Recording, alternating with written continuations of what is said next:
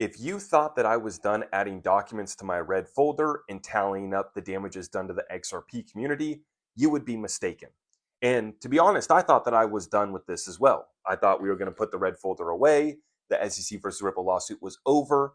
But now we have more evidence coming out to prove that we weren't crazy. And for those who thought that the red folder and the buyback was just about saying XRP we thought was worth 50,000, it goes a lot deeper than that. It was about also tallying up the damages done to the XRP community, which is very clear and evident that there's been a coordinated effort going back since the inception of cryptocurrency distributed ledger technology to FUD and stop Ripple and XRP. What I'm looking at in front of me is a communication between Austin Hill, an early Bitcoin developer, and the bad actor, right? This all goes back to the files that have been released over the past few days. I'm not going to say the guy's name, but you know who I'm talking about. You understand the situation.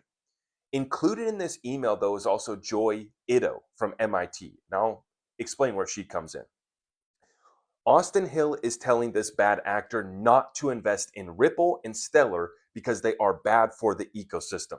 They're trying to convince them to invest in Bitcoin and continue looking at Bitcoin, but not to invest in Ripple and Stellar.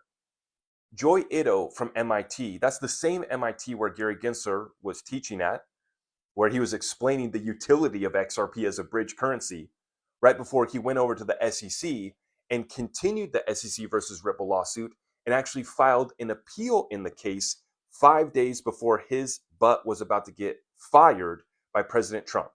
And so that made the SEC versus Ripple lawsuit carry on till August of last year. Should never have happened. But we come to find out, right?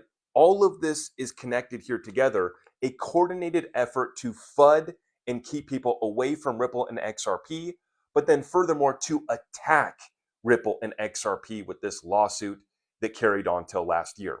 So I just want to give you the quick rundown in this video, but check out the full breakdown that I'm dropping on my YouTube here today. There's a lot more where this comes from. The red folder was not just a meme. It wasn't just about a 50,000 buyback.